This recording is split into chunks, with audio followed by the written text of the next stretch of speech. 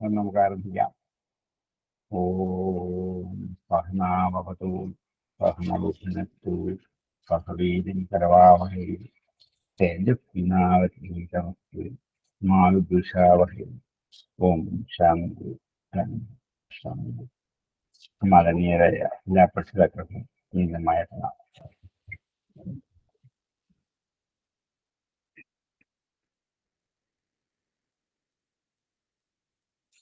6-ാം അധ്യായം 2-ാം ബ്രാഹ്മണം 14-ാമത്തെ മന്ത്രമാണ് ചിന്തിക്കേണ്ടത്.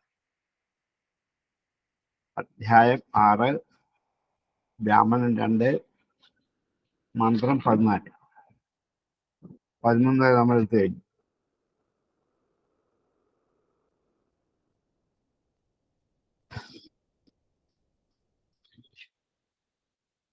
ഇപ്പൊ നമ്മൾ ചർച്ച ചെയ്തുകൊണ്ടിരിക്കുന്ന വിഷയം എന്താ? ഗൗതമൻ പ്രവാഹനം ഉപദേശിച്ചു കൊടുക്കുന്ന ആത്മവിദ്യയെക്കുറിച്ചാണ്. 5 ചോദ്യങ്ങൾ ചോദിച്ചു. ആ ചോദ്യങ്ങളുടെ മറുപടിയാണ് 2ഉം 3ഉം 4ഉം ഒക്കെയാണ് ആദ്യം എടുത്ത് ഉത്തരം പറയാൻ തുടങ്ങിയത്. 1ഉം 5ഉം കൂടി പറയുമ്പോൾ 5 ചോദ്യങ്ങളുടെ മറുപടി പൂർണ്ണമാകും. കഴിഞ്ഞ ദിവസം ഗൗതമനെ സംബോധന ചെയ്തുകൊണ്ട് ഈ അഗ്നിയിൽ ദേവന്മാർ രേതസിനെ ഹോമിക്കുമ്പോൾ ആ ആഹുതിയിൽ നിന്നും പുരുഷനുണ്ടാവുന്നു. അവൻ ആയുസ്സുള്ളിടത്തോളം കാലം ജീവിക്കുന്നു, അതിനുശേഷം മരിക്കുമ്പോൾ എന്നിങ്ങനെ ആണ് കഴിഞ്ഞ ദിവസം നമ്മൾ പറഞ്ഞിട്ടുള്ളത്. ഈ അഥൈനഗ്നയെ ഹരന്തീം തസ്യാഗ്നിരേവാഗ്നിർഭവതീം സ്വമിത് സ്വമിത് ധൂമോ ധൂമ അർച്ചിരക്ഷി അങ്കാരാഹ വിസ്ഫുലിംഗാഹ വിസ്ഫുലിംഗാഹ തസ്മിന്നേതസ്മിന്നഗ്നോ ദേവാ പുരുഷം ദുഃഖവതി തസ്യ ആഹുത്തി പുരുഷോ ഭാസ്വരവർണ്ണസംഭവതി.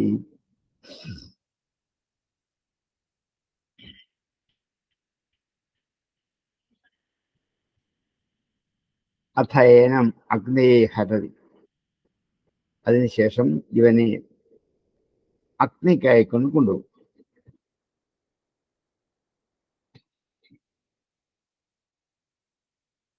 ഇരുമ്പ് പല ബന്ധങ്ങളായിട്ടും ജലമുണ്ടാകുന്നത് സൂര്യചന്ദ്രന്മാരെ കേന്ദ്രീകരിച്ച്, മേഘത്തെ കേന്ദ്രീകരിച്ച് ഒക്കെ പറഞ്ഞിട്ട് രേതസ് ഉണ്ടാകുന്നത് സ്ത്രീ പുരുഷന്മാരുടെ സംയോഗം കൊണ്ട് പ്രത്യേകത ഉണ്ടാകുന്നത്, ഉണ്ടായിക്കഴിഞ്ഞവൻ മരിക്കുന്നു. കർമ്മഫലം ഒതുങ്ങുമ്പോൾ എപ്പോഴാച്ചാൽ അപ്പം മരിക്കുന്നു. ഇതിങ്ങനെ പറഞ്ഞു വെച്ചു. അനന്തരം മരിച്ചു കഴിയുമ്പോൾ ഇവനെ ദഹിപ്പിക്കാനായിട്ട് കൊണ്ടുപോകും. അഗ്നയെ ഹരതി. മരിച്ചു കഴിഞ്ഞാൽ പിന്നെ ഇവനെ അഗ്നിയിലേക്ക് എത്തിക്കുന്നു, ഹരതിയെ കൊണ്ടുപോകുന്നു. തസ്യ അഗ്നിരേവ അഗ്നിർഭവതി.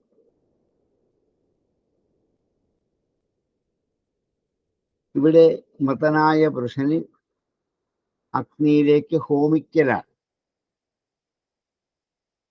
അതുകൊണ്ടാണ് മൃതദേഹം കുളിപ്പിച്ച് അലങ്കരിപ്പിച്ച് ഒരുക്കി പുതിയ വസ്ത്രം കൊണ്ടൊക്കെ അത് മൂടി ഇങ്ങനെ കുറെ ക്രിയകളൊക്കെ ചെയ്യുന്നത്. അതൊരു യജ്ഞത്തിലെ ആഹവനീയ വസ്തുവാണ് ഈ മൃതശരീരം.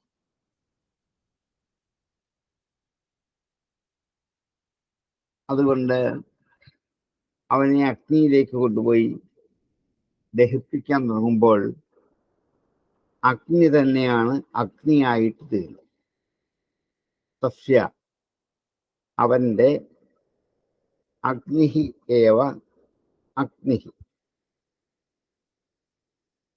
അവന്റെ ഉള്ളിൽ നിന്നും അഗ്നിയുടെ അംശം സമ്പൂർണമായിട്ടും വേർപെടുന്നതിന് മുമ്പാണ് ദഹിപ്പിക്കേണ്ടത് എന്നത് സത്യം വീണ്ടും ബോധ്യപ്പെടുകയാണ്. മരിച്ചു കഴിഞ്ഞാലും കുറേ സമയം കൂടി ഈ ചൂട് എന്ന് പറയുന്ന അഗ്നിയുടെ അംശം നിലനിൽക്കും. അത് പോകുന്നതിന് മുമ്പ് വേണം അഗ്നിയിലേക്ക് ഹോമിക്കാൻ. കാരണം ഇവന്റെ അഗ്നി തന്നെയാണ് അഗ്നിയായിട്ട് മാറേണ്ടത്. തസ്യ അഗ്നിയേവ അഗ്നിർഭവതി സ്വമിത്ത് സ്വമിത്ത്. അവൻ ഉണ്ടാക്കി വെച്ച ഈ ശരീരം എന്ന സ്വമിത്ത് തന്നെയാണ് സ്വമിത്തായിട്ട് തിരുന്നത്. വിറക് തന്നെയാണ് വിറകായിട്ട് തിരുന്നത്. ധൂമോ ധൂമഹ, ധൂമം ധൂമമായിട്ട് മാറുന്നു. അർച്ചിഷി, തീജ്വാല ജ്വാലയായിട്ട് തിരിയുന്നു. അങ്കാരം അങ്കാരമായിട്ട് തിരിഞ്ഞു. തീക്കല്ല് തീക്കല്ലായിട്ട് തിരിഞ്ഞു. വിസ്ഫുലിംഗാഹ വിസ്ഫുലിംഗാഹ തസ്മിൻ ഏതസ്മിൻ അഗ്നവും. ഈ അഗ്നിയിൽ ദേവാഹ പുരുഷം വിസ്ഫുരി, ദേവന്മാർ പുരുഷനെ ഹോമിക്കുന്നു. തസ്യാഹ ആഹുത്യൈ, ആ ആഹുതിയിൽ നിന്നും പുരുഷോ ഭാസ്വരവർണ്ണ സംഭവം, ആ പുരുഷൻ ഭാസ്വരവർണ്ണനായി തന്നെ തിരിഞ്ഞു. ഗർഭാധാനം മുതൽ അന്ത്യേഷ്ടി വരെയുള്ള സംസ്കാരങ്ങൾ ചെയ്തതായതുകൊണ്ടാണ് അഗ്നി സംസ്കരണത്തിന്റെ ഫലമായി സ്വർണവർണ്ണമുള്ള ഒരു പുരുഷനായി ഇയാൾ ഭവിക്കുന്നു എന്ന് പറയുന്നത്. ഇയാളുടെ ഈ ശരീരത്തിൽ നിന്നും വേർപെടുന്ന പഞ്ചഭൂതങ്ങളുടെ സൂക്ഷ്മഭാവങ്ങൾ, പഞ്ചഭൂതങ്ങളുടെ സൂക്ഷ്മമായ തന്മാത്രകൾ, അഗ്നി അഗ്നിയായിത്തീരുന്നു, ജലം ജലമായിത്തീരുന്നു, വായു വായുവായിത്തീരുന്നു, ആകാശം ആകാശമായിത്തീരുന്നു. ഈ ശരീരം എരിഞ്ഞിറങ്ങി മണ്ണിലേക്ക് ലയിച്ച് മണ്ണായിട്ട് തന്നെ തീരും. അങ്ങനെ ഈ ശരീരത്തിന് കാരണമായ പഞ്ചഭൂതങ്ങൾ അത് അഞ്ചും അഞ്ചിലേക്ക് ലയിച്ച് പഞ്ചത പ്രാപിച്ച് ഈ ശരീരത്തിന്റെ സംസ്കാരത്തിലൂടെ ഒരു സുവർണ തേജസ്സുള്ള ഒരു പുരുഷനായിട്ട് നാം മാറുന്നു എന്നുള്ളത് അഗ്നി സംസ്കരണത്തിന് ഒരു മഹാത്മ്യമാണ്. അതുകൊണ്ട് തന്നെയാണ് മരിച്ചു കഴിഞ്ഞാൽ ഏറ്റവും ആദ്യം പ്രധാനം വേണ്ടത് അഗ്നി സംസ്കാരമാണ്, കുഴിച്ചിടുക അല്ല എന്നത്. കാരണം ഇതൊരു ഹോമദ്രവ്യമാണ്, അത് അഗ്നിയിലേക്ക് തന്നെ പതിക്കണം. അങ്ങനെ പതിച്ചുമ്പോൾ അതിലെ അഗ്നി തന്നെ അഗ്നിയായിട്ട് മാറുന്നു. ആ അഗ്നിയുടെ തീപ്പൊതികൾ, തീജ്വാലകൾ ഇവന്റെ കൂടി തീജ്വാലയാണ്. അതിന്റെ തീപ്പൊതി ഇവന്റെ കൂടി തീപ്പൊതിയാണ്. കെട്ടടങ്ങുന്ന കനൽ ഇവന്റെയും കൂടി കനലാണ്. അതുകൊണ്ടാണ് അഗ്നി ദേവന്മാരെ ഈ പുരുഷനെ ഹോമിക്കുന്നു. അതിന്റെ ഫലമായാണ് നല്ല ശോഭിക്കുന്ന നിറമുള്ള ഒരു പുരുഷനായി ഇവൻ പരിണമിക്കുന്നത്. സ്ഥൂല ശരീരം, സൂക്ഷ്മ ശരീരം, അത് കാരണ ശരീരമായി പരിണമിക്കും എന്ന വേദാന്തത്വം ഒന്നുകൂടി ആവിഷ്കരിച്ചതാണ്. അധൈനമഗ്നയേ ഹരതീം തസ്യാഗ്നിരേവാഗ്നി സമിത് സമിത്ത് ധൂമോ ധൂമാം അർച്ചിരർച്ചി അങ്കാരോ അങ്കാരാഹ വിസ്ഫുലിംഗാഹ വിസ്ഫുലിംഗാഹ തസ്മിന്നേതസ്മിന്നഗ്നോ ദേവാ പുരുഷം ജുഹ്വതി തസ്യ ആഹുത്യേ പുരുഷോ ഭാസ്വരവർണ്ണ സംഭവതി.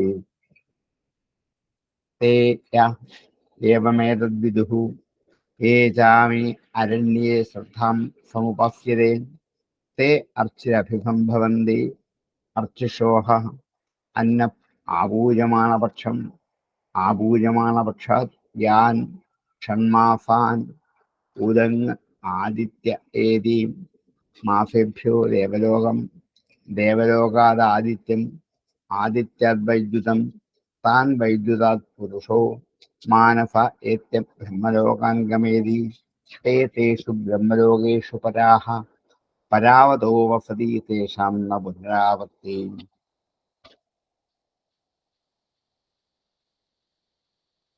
തേ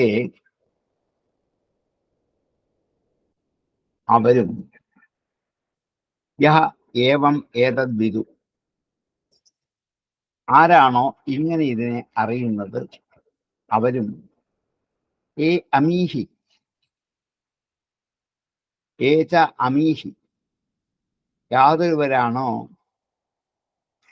ഈ അരണ്യത്തിൽ അമീ അരണ്യേ, ഈ അരണ്യത്തിൽ ശ്രദ്ധാം സത്യം ഉപാസത, ശ്രദ്ധയോടുകൂടി സത്യമെന്ന ബ്രഹ്മത്തെ ഉപാസിക്കുന്നത് ആരാണോ തേ അർച്ചിഹി അഭിസംഭവന്തി, അവരെ അഗ്നിയായിട്ട് അഭിസംഭവന്തി പ്രാപിക്കുന്നു. ഇങ്ങനെ 5 അഗ്നികളെ കുറിച്ച് പറഞ്ഞു കഴിഞ്ഞു. 5 അഗ്നികൾ. അഗ്നിവിദ്യയെ കുറിച്ചാണ് ഇവിടെ പറഞ്ഞത്. ഈ അഗ്നിവിദ്യ ആരാണോ അറിയുന്നത്, ഈ പഞ്ചാഗ്നിവിദ്യ അറിയുന്നവർ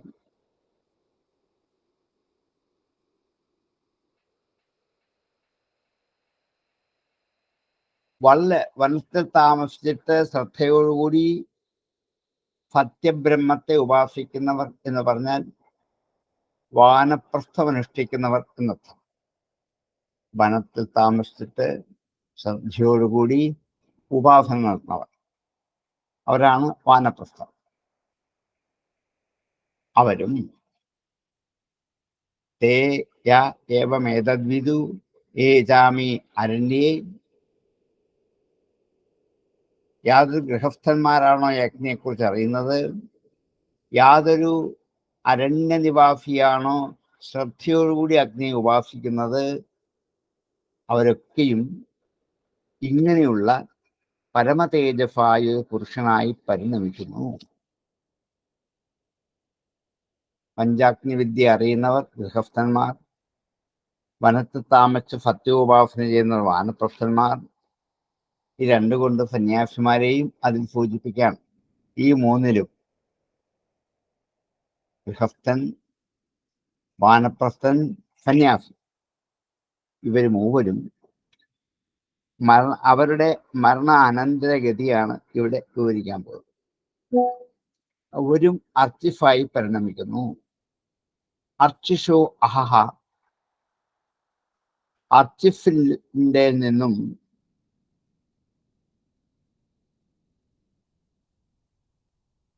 അഹഫുണ്ടാകും. ഈ പ്രകാശത്തിൽ നിന്നും പകലുണ്ടാകും. ഈ അർച്ചിഫ് എന്ന് പറയുന്നത് ഏതൊരു പുരുഷനായാണോ നിലനിൽക്കുന്നത്, ആ അർച്ചിഫിന്റെ ഉള്ളിലുള്ള പുരുഷനെ അതിനെ ദേവത എന്ന് വിളിക്കാം. ഉണ്ട് ഈ അർച്ചിഫിന്റെ ദേവത അഹഫായിത്തീരുന്നു. അർച്ചിഷു അഹഹ, അഹഫ് എന്ന് അഭിമാനിക്കുന്ന ദേവതയാകുന്നു. അന്ന ആപൂര്യമാണപക്ഷം, അഹഫ് ദിവസത്തെയും ആ ദിവസത്തിൽ നിന്നും ആപൂര്യമാണ പക്ഷം ശുക്ലപക്ഷമാണ്, പൂർണ്ണമാകുന്ന പക്ഷം, അതാണ് ആപൂര്യമാണ പക്ഷം. ചന്ദ്രന്റെ ഓരോ കലകളും നിറഞ്ഞ് നിറഞ്ഞ് നിറഞ്ഞു വന്ന് പൂർണ്ണമാകുന്ന പക്ഷം ശുക്ലപക്ഷം എന്ന് വിളിക്കും. ചന്ദ്രന്റെ കലകൾ വർദ്ധിച്ച് വർദ്ധിച്ച് വർദ്ധിച്ച് പൂർണ്ണമായി വരുന്നതിന് പേരാണ്. അന്ന ആപൂര്യമാണ പക്ഷം, ആപൂര്യമാണ പക്ഷാത് യാൻ ഷൺമാസാൻ, ഈ ശുക്ലപക്ഷത്തിൽ നിന്നും ആപൂര്യമാണപക്ഷത്തിൽ നിന്നും യാതൊരു 6 മാസങ്ങളിൽ ഷൺമാസങ്ങളിൽ ഉദങ്ങ് ആദിത്യ എഴുതി, ആദിത്യൻ വടക്കേ ദിക്കിലേക്കാണ് സഞ്ചരിക്കുന്നത്. അതിന്റെ പേര് ഉത്തരായനം എന്നാണ്. അതുകൊണ്ട് ആദിത്യൻ ഉദങ്ങ് വടക്കോട്ട് ഏതി സഞ്ചരിക്കുന്നുവോ, ആപൂര്യമാണ പക്ഷാത് യാൻ ഷൺമാസാൻ ഉദങ്ങ് ആദിത്യ ഏതി മാസേഭ്യോ ദേവലോകം. ആ 6 മാസങ്ങളിൽ കൊണ്ട് ദേവലോകത്തേക്കാണ് എത്തുന്നത്. ദേവലോകാത് ആദിത്യം, ദേവലോകത്തിൽ നിന്നും ആദിത്യനിലേക്ക് എത്തും. ആദിത്യാത് വൈദ്യുതം, ആദിത്യത്തിൽ നിന്നും വിദ്യുത്തിലേക്ക് എത്തും. താൻ വൈദ്യുതാൻ പുരുഷോ മാനസേത്യ ബ്രഹ്മലോകാൻ ഗമേതി, ആ വൈദ്യുത പുരുഷൻ മനസ്സായി തീർന്നിട്ട് ബ്രഹ്മലോകത്തിലേക്ക് എത്തും. തേഷു ബ്രഹ്മലോകേഷു പരാഹ പരാവതോ വസന്തി തേഷം നപുണ്ടാവർത്തി, അവരെ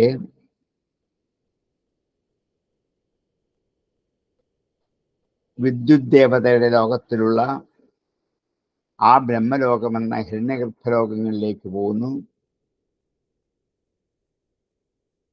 ആ ബ്രഹ്മലോകങ്ങളിലെ ഉത്കൃഷ്ടന്മാരായി ഉത്കൃഷ്ടന്മാരായി പരാപത അനേകം ദിവ്യവർഷങ്ങളോളം വസിക്കുന്നു. തേഷാം നബന്ധാവർത്തി, അവർക്ക് തിരിച്ചു വരവില്ല, അവർ പിന്നെ ഇങ്ങോട്ട് തിരിച്ചു വരില്ല. പ്രവാഹനന്റെ ഒന്നാമത്തേതും അഞ്ചാമത്തേതും ചോദ്യങ്ങൾ ഒന്ന് തന്നെയാണ്. അതിന്റെ ഉത്തരമാണ് ഇതിൽ പറയുന്നത്. ഏത് ലോകത്തിലേക്കാണ് മരിച്ചതിന് ശേഷം പോകുന്നത്, ഏതിൽ കൂടി പോയാലാണ് മുക്തിക്ക് കാരണമാകുന്നത് എന്നൊക്കെ ചോദ്യങ്ങളാണ് 1 ഉം 5-ലുമായിട്ട് ചോദിച്ചത്. അതിന്റെ മറുപടിയാണ് ഇപ്പൊ ഇവിടെ ഉപസംഹരിക്കുന്നത്. ഇത് പഞ്ചാഗ്നി വിദ്യ അറിയുന്ന ഗൃഹസ്ഥന്മാരെ, ഉപാസന വിദ്യ അറിയുന്ന വാനപ്രസ്ഥന്മാർ, സന്യാസിമാരെയും അതിൽ കൂട്ടാം. ഇവരൊക്കെ മരണാനന്തരം ഓരോരോ ദേവതകളായി പരിണമിച്ച് അവരവരുടെ ലോകത്തിൽ നിന്നും അടുത്ത ലോകത്തിലേക്ക് പ്രമോഷൻ കിട്ടി കയറിപ്പോയിക്കൊണ്ടിരിക്കും. ഗൃഹസ്ഥന്മാരുടെ കർമ്മങ്ങളുടെയും വാനപ്രസ്ഥന്റെ ഉപാസനയുടെയും ഫലമായുള്ള ഗതിയാണ് ഇത്. ഗൃഹസ്ഥന്റെ സത്കർമ്മങ്ങൾ കൊണ്ട് ഉണ്ടാകുന്ന ഗതിയാണിത്.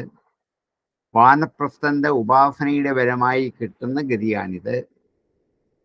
അതുകൊണ്ട് അങ്ങനെയുള്ളവരെ ഹിരണ്യഗർഭലോകത്തിൽ ചെന്ന് കൽപ്പാന്തകാലം വരെ അത് പൂർണ്ണ രക്ഷ കഴിച്ചു. പിന്നെ അവർക്ക് തിരിച്ചു വരവില്ല, അവർക്ക് പുനരാവർത്തിയില്ല. കൽപ്പാന്തകാലം വരെയും അവര് അവിടെ തന്നെ താമസിക്കും. ഭഗവത് പ്രേരണ കൊണ്ട് ചിലപ്പോൾ അവർ ജന്മമെടുത്തു എന്ന് വരാം. എങ്കിലും അങ്ങനെ ആയാൽ നാരദനെ പോലെ കർമ്മബന്ധനത്തിൽ അകപ്പെടാത്ത ജന്മമായിരിക്കും അവർക്ക്. അവർ ലോകസംഗ്രഹത്തിനായി മുക്തന്മാരായിട്ട് ഇങ്ങനെ സഞ്ചരിച്ചിട്ടുണ്ട്. പഞ്ചാഗ്നി വിദ്യയോ ഹിരണ്യഗർഭ വാനപ്രസ്ഥന്റെ ഉപാസനയോ അറിയാത്തവർ, അർച്ചിരാഭിമാനി ദേവതയെ പ്രാപിക്കാതെ അവരുടെ ധൂമാതി മാർഗങ്ങൾ കൂടി വീണ്ടും വീണ്ടും ശരീരം വിട്ട് സംസാരഗതി പ്രാപിക്കും. ആരാണ് മരണാനന്തരം വരെ പറഞ്ഞു, അഗ്നിസംസ്കാരം വരെ പറഞ്ഞു. അഗ്നിസംസ്കാരം കൊണ്ട് ഒരു തേജപുരുഷനായി ഇയാൾ പരിണമിക്കുന്നു എന്ന് പറഞ്ഞു. ആ തേജപുരുഷന്റെ തേജസ് പൂർണ്ണമായി കൽപ്പാന്തകാലം വരെ നിലനിൽക്കും. ആ തേജപുരുഷൻ പോകുന്ന വഴികളെ കുറിച്ചാണ് പറഞ്ഞത്. അയാള് ദിവസങ്ങളിലൂടെ, പക്ഷങ്ങളിലൂടെ, മാസങ്ങളിലൂടെ ദേവലോകത്തിലേക്ക്. ദിവസം പകലാണ്. ഇത് നാരായണീയത്തിൽ പറയും, അഗ്നിവാപര വളർച്ച പക്ഷകൈ ഉത്തരായന ദൈവതൈ. സ്പഷ്ടമാക്കി നാരായണീയത് ഉദാഹരിക്കണം. ഇതിനകത്ത് പറയുന്നത് തന്നെയാണോ സാറേ പറയുന്നത്? അതെ, ഇതിന്റെ ആശയം അതേപോലെ എടുത്തിട്ട് ഈ വരി പോലും അതുപോലെ എടുത്തത് നാരായണൻ. അഗ്നി വാഫര വളർച്ച പക്ഷകൈ ഉത്തരായണ ദിശാച ദൈവത ദേവതകളായിട്ട് മാറുക. ഈ ഉപനിഷത്ത് ആശയം തന്നെ അത് വലിയ വിദഗ്ധമായിട്ട് ഘടിപ്പിച്ചിട്ടുണ്ട്. നമുക്കിത് പഠിക്കുമ്പോഴേ അറിയും ഇതാണെന്നുള്ള കാര്യം. അല്ല സാർ അത് ഘടിപ്പിച്ച് പറഞ്ഞത് കാര്യമാണ്, അല്ലെങ്കിൽ അല്ല അറിയത്തില്ല. അതുകൊണ്ടാണ് നാരായണീയ നോക്കരായോണ്ടാണ് ഇത് പറഞ്ഞത്. സാർ ഇവിടെ ഈ വിദ്യുത് ലോകം അല്ലെങ്കിൽ വിദ്യുത് ദേവതയെന്ന് ഉദ്ദേശിച്ചിരിക്കുന്നത് ശരിക്കും എന്നാ ജ്യോതിസ് ദേവതയെന്നുള്ളതേ ഉള്ളൂ. അതിങ്ങനെ മിന്നി മിന്നി പ്രകാശിക്കുന്നു, നമ്മൾ ആ പേര് കൊടുത്തു മാത്രമേ ഉള്ളൂ. ആദിത്യനിൽ നിന്നും മറ്റൊരു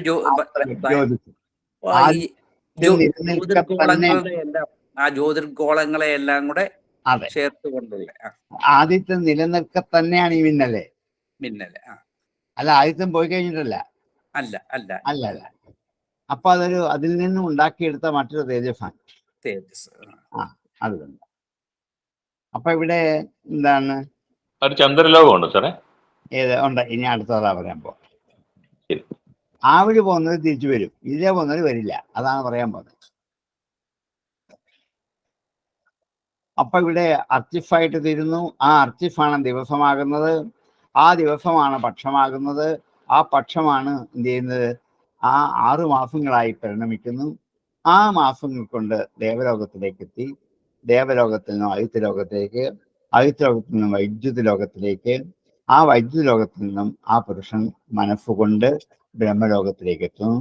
അവിടെ ആ ബ്രഹ്മലോകത്തിൽ ഉത്കൃഷ്ടമായ സ്ഥാനത്ത് പരാവതഹവസന്തി കുറേ കാലം, എത്ര കാലം എന്ന് പറയാൻ പറ്റില്ല. ശേഷാവൃത്തി അങ്ങനെ വസിക്കുന്ന ആവർത്തി ഉണ്ടാവില്ല. അഥവാ ഉണ്ടായാൽ ഒന്നും, ഇതൊരു കാൽക്കുലേഷനാണ്. അഥവാ ഉണ്ടായാൽ അവരെ സപ്തർഷിമാരോ സനകാദികളോ നാരദനോ ഒക്കെ ആയിട്ട് മാറുകയുള്ളൂ. കാരണം എന്താണ്, അങ്ങനെയുള്ള ജന്മം വീണ്ടും അങ്ങോട്ട് പോവുക എന്ന് പുനരാവർത്തിരഹിതമായ ജന്മവൃത്താന്തത്തിന്റെ ഒരു വൃത്തത്തെ, ഒരു ചാക്രികമായ സംക്രമണത്തെ പൂർണ്ണമാക്കി ഒരു ചോദ്യത്തിന്റെ ഉത്തരത്തിൽ കൂടി സ്പഷ്ടമാക്കി. നമസ്കാരം സാർ. ഇവിടെ സൂര്യലോകം തന്നെയാണോ ബ്രഹ്മലോകമായിട്ട് കണക്കാക്കി? സൂര്യലോകത്തിന്റെയും അപ്പുറത്താണ്. അപ്പുറത്ത്. അല്ല, ഇവിടെ ബ്രഹ്മലോകേഷു പരാഹ, ബ്രഹ്മലോകങ്ങളിൽ എന്നാണ് പറഞ്ഞത്.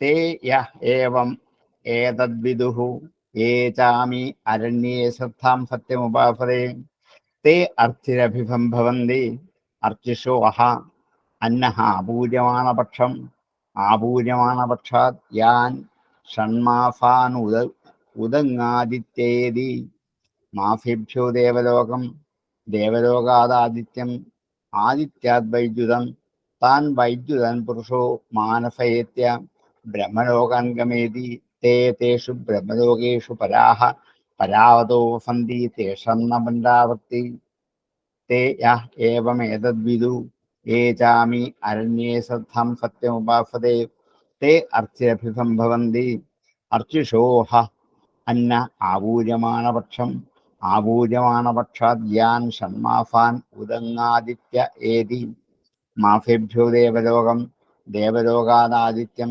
ആദിത്യാദ്വൈദ്യുതം താൻ വൈദ്യുതൻ പുരുഷോ മാനസയേത്യ ബ്രഹ്മലോകംഗമേതി തേ തേഷു ബ്രഹ്മലോകേഷു പരാഹ പരാവതോ വസന്തി തേഷാം ന പുനരാവർത്തി. ഇനിയും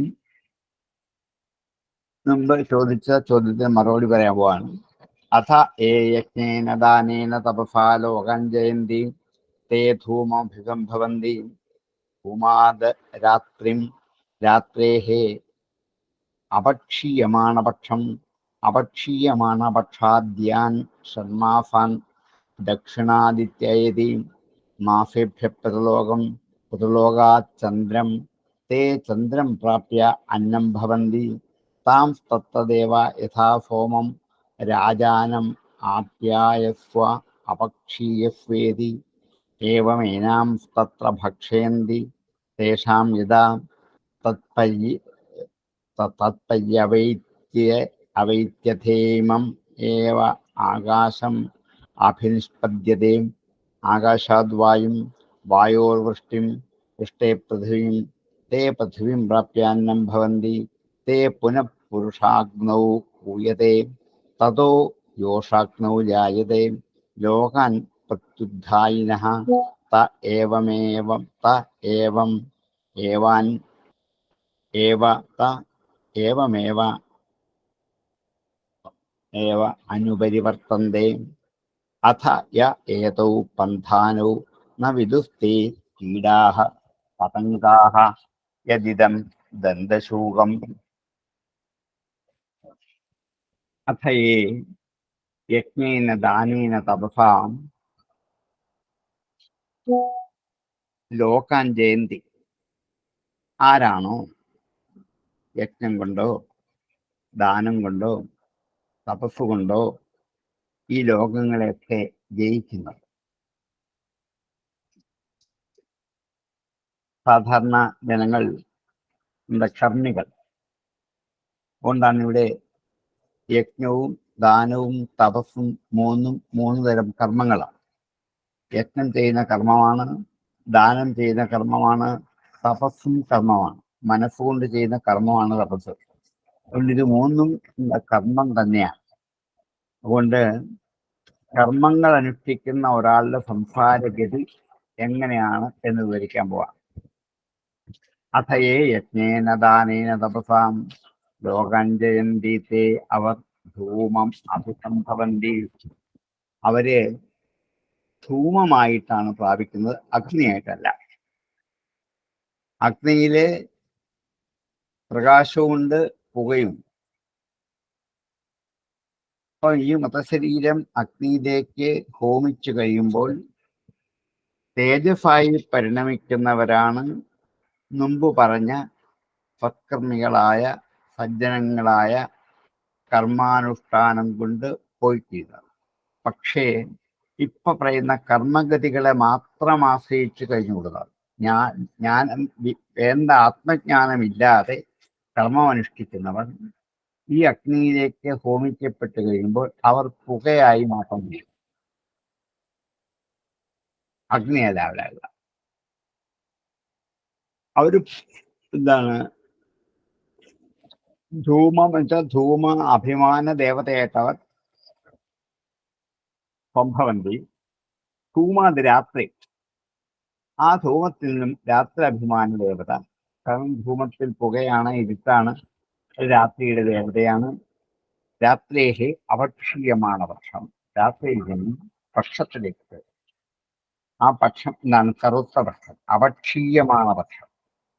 മുമ്പത്തെ ആപൂര്യമാണ് പക്ഷം, ഇപ്പോഴത്തെ അപക്ഷീയമാണ് പക്ഷം. ചന്ദ്രന്റെ ഓരോ കലകളും ക്ഷയിച്ച് വരുന്ന ആ ഒരു പക്ഷത്തെയാണ് അപക്ഷീയമാണ പക്ഷം എന്ന് വിളിക്കുന്നത്. അപക്ഷീയമാണ പക്ഷാത് യാൻ ഷണ്മാസാൻ, അതിൽ നിന്നും 6 മാസങ്ങളെ കടക്കുന്നു. അതിന് ദക്ഷിണാദിത്യ ഈ ഏക. അതുകൊണ്ടാണ് ദക്ഷിണായനത്തിലേക്ക് പെട്ടു. ഉത്തരായനം കഴിഞ്ഞു, ദക്ഷിണായനം. ദക്ഷിണാദിത്യേതി രണ്ടിനും സൂര്യനുണ്ട്, ഉത്തരായനത്തിലുണ്ട്, ദക്ഷിണായനത്തിലുണ്ട്. ഇതിലെ ദക്ഷിണാദിത്യനിലേക്കാണ് പ്രവേശിക്കുന്നത്. അവിടെ മാസേഭ്യം ഏതാനും ചില മാസങ്ങൾ കൊണ്ട് പിതൃലോകത്തിലേക്ക് എത്തി. പിതൃലോക ചന്ദ്രൻ, ആ പിതൃലോകത്തിൽ നിന്നും ചന്ദ്രനിലേക്കാണ് എത്തുന്നത്. തേ ചന്ദ്രൻ പ്രാപ്യ അന്നം ഭവന്തി. ആരാണോ അവർ ചന്ദ്രനെ പ്രാപിച്ചിട്ട് അന്നമായി തീരും. താം തത്ര ദേവ യഥാ സോമം രാജാനം. അവിടെ അവരെ എപ്പോഴാണോ അന്നമായി ഭവിക്കുന്നത്, രാജാനം അപ്യായസ്വ അപക്ഷീയസ്വ ഇതി. അപ്യായസ്വ വർദ്ധിക്കുക, അപക്ഷീയസ്വ ക്ഷയിക്കുക. അപ്പോൾ ഇവര് ചന്ദ്രലോകത്തെ പ്രാപിച്ചു കഴിഞ്ഞാൽ രണ്ടും ഉണ്ടാവുമല്ലോ. ചന്ദ്രൻ എന്തുണ്ട്? വൃദ്ധിയുമുണ്ട്, ക്ഷയവുമുണ്ട്. അതുകൊണ്ട് സോമൻ എന്ന രാജനെ പ്രാപിച്ചിട്ട് അവർ അപ്യായസ്വ അപക്ഷീയസ്വ ഇതി, അവർ വർദ്ധിക്കുകയും ക്ഷയിക്കുകയും ചെയ്യും. ഏവം ഏനാൻ തത്ര ഭക്ഷയതി. അവിടെ വന്നിട്ടുള്ള ദേവന്മാർ, കാരണം ഇത് ഏത് തരത്തിലായാലും വർദ്ധിച്ചാലും ക്ഷയിച്ചാലും എന്ന് പറഞ്ഞ് സോമരസത്തെ ഋത്തുക്കൾ എപ്രകാരമാണോ കുടിക്കുന്നത്, അതുപോലെ ദേവന്മാർ അവിടെ വന്നിട്ടുള്ള താൻ ഇവരെ ഭക്ഷിക്കും. അപ്പൊ ഇവർ ദേവന്മാരുടെ ഭക്ഷണമായി ഭവിക്കുന്നു അവിടെ വെച്ച്. ഏവം ഏനാൻ തത്ര ഭക്ഷ്യതി തേഷാം യഥാ തത്പര്യവൈതി. അങ്ങനെ ഭക്ഷിച്ചു കഴിയുമ്പോൾ അവരവിടെ വെച്ച് കർമ്മഫലം കൊണ്ട് പര്യവൈതി അവസാനിക്കുന്നുവോ തത് പര്യവൈതി അഥ ഇമം ഏവം ആകാശം അഭിനിഷ്പദ്യത്തെ. പിന്നീട് ഇമം ആകാശമേവ, ഈ ആകാശത്തെ തന്നെ അഭിനിഷ്പദ്യതയെ പ്രാപിക്കുന്നു.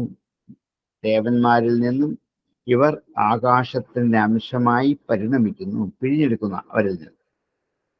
എന്നിട്ട് ആകാശാത്, അങ്ങനെ ഇവരെന്തായിട്ട് മാറുന്നു? ആകാശമായിട്ട് മാറുന്നു. ആകാശത്തിൽ നിന്ന് വായുവായിട്ട് മാറുന്നു. വായുവിൽ നിന്നും വൃഷ്ടിയായിട്ട് മാറുന്നു. വൃഷ്ടിയിൽ നിന്നും ഭൂമിയായിട്ട് മാറുന്നു. ആ ഭൂമിയിൽ എത്തിയിട്ട് അന്നമായി ഭവിക്കുന്നു. തേ പുനഃ, അവർ വീണ്ടും പുരുഷാഗ്നൗ പൂയത്തെ, പുരുഷന്റെ ബീജമെന്ന അഗ്നിയിലേക്ക് ഹോമിക്കപ്പെടുന്നു. തത്തോ യോഷാഗ്നൗ, അവിടെ നിന്നും സ്ത്രീകളുടെ യോനിയാകുന്ന അഗ്നിയിലേക്ക് പ്രവേശിക്കുന്നു. ജായന്തേ ലോകാൻ പ്രത്യുദ്ധായിനഃ, ലോകത്തിലേക്ക് വീണ്ടും തിരിച്ചു. ഏവം ഏവ അനുപരിവർത്തത, ഇങ്ങനെയാണ് വീണ്ടും വീണ്ടും ജനന പരമ്പരകൾ പരിവർത്തിക്കുന്നത്. അഥായ ഏതോ പന്ഥാനോ നവിദു, ആരാണോ ഈ രണ്ട് വഴികളും അറിയാത്തവർ, അവരെ കീടാഹ പതംഗാഹ യദിദം ബന്ധു, അവരെ പുഴുക്കളായോ പാറ്റകളായോ ഇഴജന്തുക്കളായോ പരിണമിക്കും. ഇതൊന്നും അറിയാത്തവർ അങ്ങനെയായിട്ട് തീരുന്നു.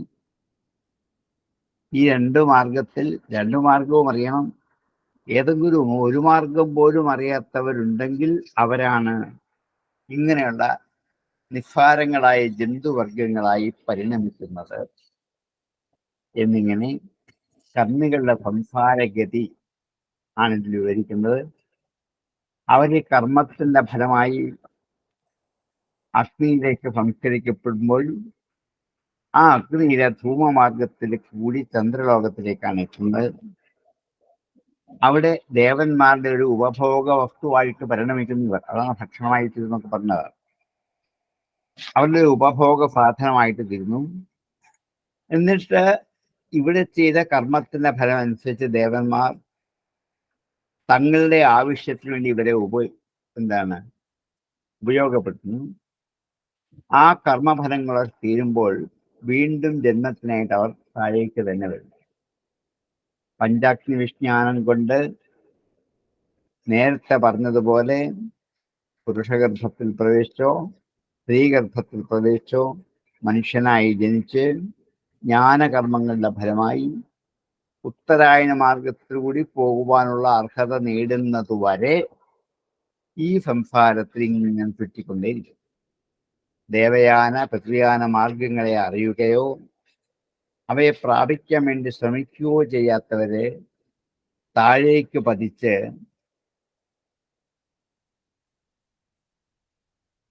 ഈച്ചയായോ പാറ്റയായോ മൂട്ടയായോ കൊതുകായോ ഒക്കെ ജനിച്ചിട്ട് ഹീനജന്മങ്ങളിലേക്ക് പതിക്കുന്നു. രക്ഷപ്പെടാൻ വേണ്ടി വിഷമമായി ഏറ്റവും ശോചനീയമായൊരവസ്ഥയാണ് ഈ ജന്മം. അതുകൊണ്ട് അതിലേക്ക് നയിക്കുന്ന സ്വാഭാവികമായ വാസനകൾക്ക് അടിമപ്പെടാതെ ഉത്തരായണ മാർഗത്തിലേക്ക് അല്ലെങ്കിൽ ദക്ഷിണായന മാർഗത്തിലേക്ക് എങ്കിലും പോകാൻ സഹായിക്കുന്ന ജ്ഞാനകർമ്മങ്ങൾ അനുഷ്ഠിക്കാൻ പ്രത്യേകം ശ്രദ്ധിക്കണം എന്ന് ഉപനിഷത്ത് ഉദ്ഘോഷിക്കാം. ഈ രണ്ട് മാർഗത്തിൽ ഒരു മാർഗത്തിൽ കൂടി പോവാൻ യത്നിക്കണം. ലക്ഷ്യം ഉത്തരായണം തന്നെയാണ്. പക്ഷേ നമ്മളുടെ കർമ്മഗതി കൊണ്ട് ചിലപ്പോൾ നമ്മൾ ഉത്തരായണത്തിലേക്ക് പോകാതെ ദക്ഷിണായന മാർഗത്തിൽ കൂടിയായിരിക്കും സഞ്ചരിക്കുന്നത്. അവിടെ നമ്മളെ ദഹിപ്പിച്ച് കഴിയുമ്പോൾ ആ ധൂമത്തിൽ കൂടി നമ്മൾ എത്തിച്ചേരുന്നത് രാത്രിയാണ്, ഇരുട്ടാണ്. രാത്രി ദേവതയായി പരിണമിച്ചാൽ ചന്ദ്രന്റെ വൃത്തി കുറഞ്ഞു വരുന്ന ആ കറുത്ത പക്ഷത്തിലേക്ക് പോവുകയും ആ കറുത്ത പക്ഷത്തിൽ നിന്നും 6 മാസത്തോളമുള്ള ദക്ഷിണായനത്തിലേക്ക് പോകുന്നു. അവിടെ നിന്നും ചന്ദ്രലോകത്തിലേക്ക് പ്രവേശിക്കുന്നു.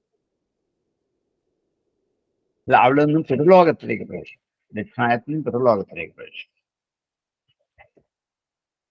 ഈ ഇത്രയുമുള്ള വഴികളെ സുഗമമാക്കാൻ വേണ്ടിയിട്ടാണ് ഈ പിതൃലോകത്തിൽ നിൽക്കുന്ന ഇവരെ ഇനിയും ഇവരുടെ ഗതികൾ നന്നായി വരാൻ വേണ്ടിയിട്ട് നമ്മൾ കർമ്മങ്ങൾ അനുഷ്ഠിക്കുന്നതിന് വേണ്ടിയാണ്. അപ്പോൾ ഇവർ പിതൃലോകത്തിലാണ് എത്തി നിൽക്കുന്നത്. ഇനിയും അല്ലാത്ത ആൾക്കാർ മുമ്പ് പറഞ്ഞ ഋഷിമാരും ഒക്കെയാണ്, അവരാവഴി തന്നെ പൊക്കോളും. പക്ഷേ നമ്മൾ ചെയ്യുന്ന ഈ പിതൃക്കൾക്ക് വേണ്ടി ചെയ്യുന്ന ഓരോ കർമ്മങ്ങളും അവരെ പിതൃലോകത്തിലേക്ക് എത്തുമ്പോൾ അവിടെ നിന്നും അവർ ചന്ദ്രലോകത്തെയാണ് പ്രാപിക്കുന്നത്. അവിടെ നിന്ന് ഇവർക്ക് ചന്ദ്രലോകത്തേക്ക് സുഗമമായ ഒരു യാത്ര ഉണ്ടാവണം എന്നാഗ്രഹിച്ചു കൊണ്ട് തന്നെയാണ് അമാവാസിയിലും ദക്ഷിണായനത്തിനും ഒക്കെ പിതൃക്കൾക്ക് സന്തോഷമുണ്ടാക്കുന്ന ഇപ്രകാരമുള്ള കർമ്മങ്ങൾ അനുഷ്ഠിക്കുന്നത് അതിനുവേണ്ടിയാണ്. ചന്ദ്രലോകത്തെ പ്രാപിച്ച് അവിടെ നിന്നും അത് ആ ചന്ദ്രലോകത്തിൽ നിന്നും അന്നമായി പരിണമിക്കുന്നതാണ്. ആ ചന്ദ്രലോകത്തിൽ വരുന്ന ദേവന്മാർക്ക് ഒരു ഭക്ഷണമായി അവർ ഹോമം കുടിക്കുന്നത് പോലെ എന്റെയും ഈ പിതൃലോകത്തിൽ ശേഷിക്കുന്ന നമ്മളെന്ന ഈ ശക്തി അവർ എന്റെയും പാനം ചെയ്യുന്നു. അപ്പോൾ അങ്ങനെ ചെയ്തു കഴിയുമ്പോൾ നമ്മളുടെ കർമ്മത്തിന്റെ ഫലം അവസാനിച്ചാൽ അവിടെ വെച്ച് വഴി തിരിഞ്ഞ് ആകാശമാർഗത്തിൽ പോകാം. അപ്പൊ മുമ്പ് പറഞ്ഞ ആദ്യത്തെ ലോകം വഴി ഉത്തരായണത്തെ വഴി നമ്മൾ എന്ത് ചെയ്യും? ലക്ഷ്യത്തിലേക്ക് എത്തും. ഇല്ലെങ്കിൽ അവിടെ നിന്നും കർമ്മഫലങ്ങൾ അവസാനിച്ച് കഴിയുമ്പോൾ അതുവരെ അവിടെ തന്നെ നിൽക്കേണ്ടത്. അതുകൊണ്ടാണ് പിന്നെയും നമ്മൾ ബലികർമ്മങ്ങൾ ചെയ്തുകൊണ്ടേയിരിക്കുന്നത്. കാരണം ഇത് അവസാനിച്ചു അറിയാൻ നമുക്ക് വഴിയില്ല. ഈ കർമ്മഫലങ്ങളൊക്കെ അവസാനിച്ച് കഴിഞ്ഞാൽ അവരെന്ത് ചെയ്യും? ഒരാകാശ സ്വരൂപമായി പരിണമിക്കും.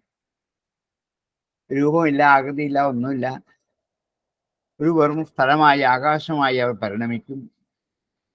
ആ ആകാശത്തിൽ നിന്നും അവരെ വായുവിന്റെ ശക്തിയെ പ്രാപിക്കും. ആകാശവും വായുവും കൂടി ചേർന്നുണ്ടാകുന്ന ജലമെന്ന വൃഷ്ടിയെ പ്രാപിക്കും.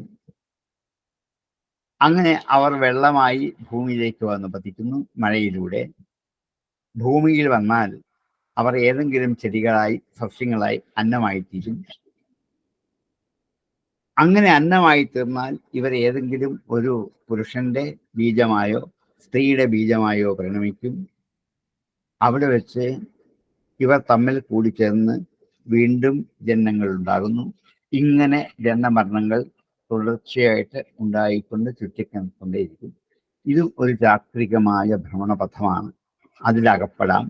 2 മാർഗത്തെക്കുറിച്ചും അറിയാതെ ജീവിക്കുന്ന കുറെ പേരുണ്ട്. അവര് രണ്ടിനും വിടാതെ പാട്ടുകളായോ കൊതുകോ ഈച്ചയോ പുഴുവോ ഒക്കെ ആയിട്ട് ഇവിടെ തീരും. ഒരിക്കലും അങ്ങനെ ആയി തീരരുത് എന്ന് പറയാൻ വേണ്ടിയാണ്. അതുകൊണ്ടാണ് സ്വാഭാവികമായ വാസനകൾക്ക് അടിമപ്പെടാതെ ഉത്തരായണ മാർഗത്തിലേക്ക് പോവുകയാണ് വേണ്ടത്. അല്ലെങ്കിൽ ദക്ഷിണ മാർഗത്തിലേക്കെങ്കിലും പോകാൻ ആവണം. അതിന് ജ്ഞാനവും വേണം, കർമ്മവും. ജ്ഞാനം കൊണ്ട് ഉത്തരായണം, കർമ്മം കൊണ്ട് ദക്ഷിണായനം. കർമ്മം കൊണ്ട് ദക്ഷിണായനത്തിനുള്ള യോഗ്യത സമ്പാദിച്ച നമ്മളൊക്കെ ഉപനിഷത്തുകൾ പഠിച്ച് ജ്ഞാനമാർഗത്തിൽ കൂടി ഇനി നമ്മുടെ സംസ്കാരം കഴിയുമ്പോൾ നമ്മളൊക്കെ ആദ്യത്തെ ലോകത്തേക്ക് എത്തി പുനരാവർത്തിരഹിതമായ ആ ആത്മസായുജ്യത്തിലേക്ക് പോകുന്നതാണ് എന്ന് ഉപനിഷത്ത് ഇത് പഠിക്കുന്ന ആൾക്കാരെ എത്ര സമാധാനിപ്പിച്ചാണ് വിടുന്നത്. ഇത് പഠിക്കുന്ന നിങ്ങൾക്ക് ഒരിക്കലും ഒരു പുഴുവായോ കീടമായോ പാറ്റയായോ പാമ്പായോ ഗൗരിയായോ ജനിക്കേണ്ടി വരില്ല എന്ന് മാത്രമല്ല, ചന്ദ്രലോകത്തിൽ ചെന്ന് വീണ്ടും അന്നമായി ഭൂമിയിൽ പതിച്ച് വീണ്ടും ജന്മപരമ്പരകൾ ഉണ്ടാവില്ല ഉപനിഷത്ത് പഠിക്കുന്നവർക്ക്.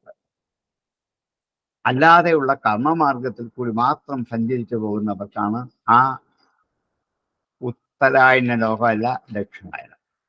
അതുകൊണ്ട് നമ്മൾക്കൊക്കെ എന്തായാലും അഗ്നി സംസ്കാരം കഴിയുമ്പോൾ ലഭിക്കുന്നത് ഉത്തരായന മാർഗമാണ്. അതിൽ കൂടി തിരിച്ചുവരവില്ലാത്ത ബ്രഹ്മപദത്തിലേക്ക് നമുക്ക് എത്തിച്ചേരാം എന്ന് ഗുരുശിഷ്യ സംവാദത്തിലൂടെ ഈ ഉപനിഷത്ത് ഇത്രയും കാലവും ഉപനിഷത്ത് പഠിച്ച എന്തിനു വേണ്ടിയാണ്, അതിൻ്റെ ഫലം എന്താണ്, ഇതിൻ്റെ ലക്ഷ്യം എന്താണെന്ന് പറഞ്ഞിട്ടാണ് ഈ അധ്യായം ഇവിടെ ഉപസംഹരിക്കുന്നത്.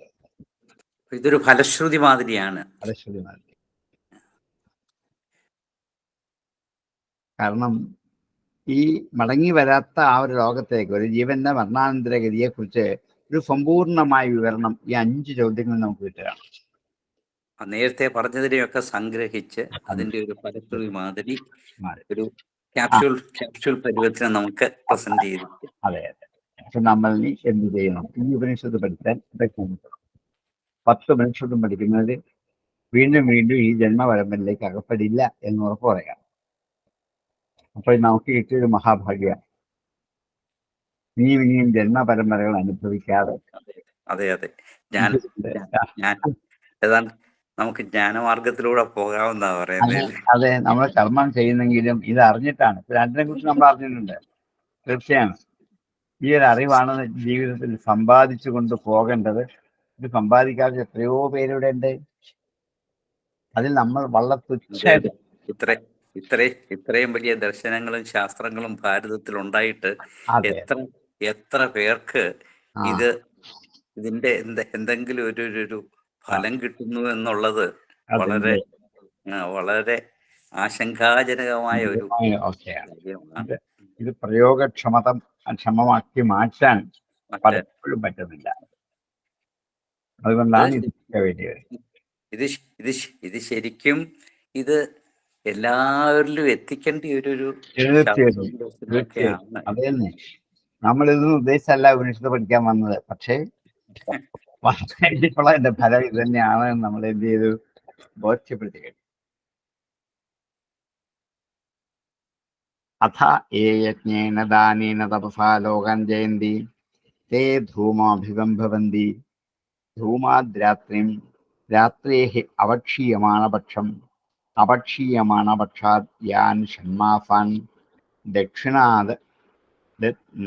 ദക്ഷിണാദിത്യേതി മാസേഭ്യ പിതൃലോകാചന്ദ്രം തേ ചന്ദ്രം പ്രാപ്യ അന്നം ഭവന്തി താംസ്തദേവ യഥാ സോമം രാജാനം അപ്യായസ്വ അപക്ഷീയസ്വേതി ഏവമേനാം തത്ര ഭക്ഷയന്തി തേഷാം വിദാ തത്പര്യവൈതി അധേമം ഏവ ആകാശമഭിനിഷ്പദ്യതേ ആകാശാദ്വായു വായോർവൃഷ്ടിം വൃഷ്ടേഃ പൃഥ്വീം തേ പൃഥ്വീം പ്രാപ്യ അന്നം ഭവന്തി തേ പുനഃ പുരുഷാഗ്നൗ ഹൂയന്തെ തതോ യോഷാഗ്നൗ ജായന്തെ ലോകാത് പ്രത്യുത്ഥായിനഃ തയേവമേവ അനുപരിവർത്തന്തെ അഥ യാ ഏതൗ പന്ഥാനൗ ന വിദുസ്തേ കീടാഃ പതംഗാഃ യദിദം ദന്തശൂകം അഥ യേ യജ്ഞേന ദാനേന തപസാ ലോകാൻ ജയന്തി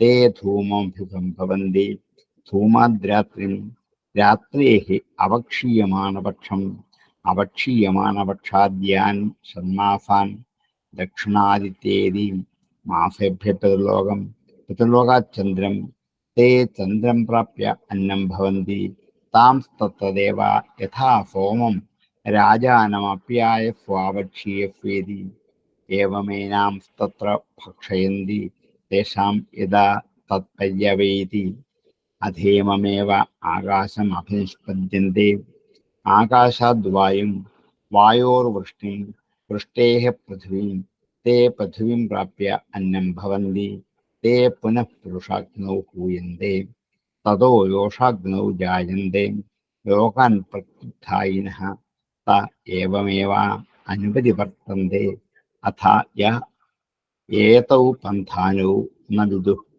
തേ കീടാഃ പതംഗാഃ യദിദം ദന്തശൂകം.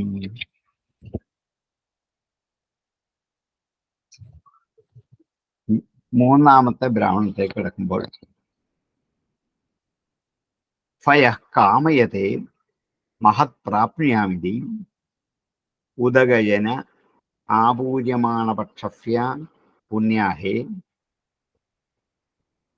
ദ്വാദശാഹം ഉപസദ്വ്രതി ഭൂത്വാ ഔദുംബരേ കംസേ ചംസേവ സർവൗഷധം ഫലാനീതി സംഭൃത്യ പരിസമൂഹ്യ പരിലിപ്യ അഗ്നിമുപസമാധായ പരിസ്ഥീര്യ ആവൃതാജ്യം സംസ്കൃത്യ പുംസ നക്ഷത്രേണ മന്ഥം സന്നീയ ജുഹുത് യാവന്തോ ദേവാസ്ത്വൈജാതവേദ തിര്യഞ്ജോഘ്നന്തി വൃഷസ്യ കാമാൻ തേഭ്യോഹം ഭാഗധേയം ജുഹോമിതേ മാ ദത്താ സർവേ കാമൈസ്തത്പയന്തു സ്വാഹ യാ തിരശ്ചി നിബുദ്ധ്യന്തേഹം വിധരണി ഇതി താം ത്വാക്ഷരസ്യ ധാരയാം യജേ സംരാധനീമഹം സ്വാഹാം. യഹ യാതൊരുവനാണോ കാമയത്തെ മഹത് പ്രാപ്നുയാം ഇതി മഹത്ത് പ്രാപ്നുയാം ഇതി കാമയത്തെ ആരാണോ മഹത്വം വേണമെന്ന് ആഗ്രഹിക്കുന്നത് യഹ മഹത് പ്രാപ്നുയാം ഇതി കാമയത്തെ ആരാണോ ഞാൻ മഹത്തിനെ പ്രാപിക്കണമെന്ന് ആഗ്രഹിക്കുന്നവർ അവർ ഉദകയന ഉത്തരായനം ഉദക വടക്ക് അയനം എന്നതാണ് യാത്ര.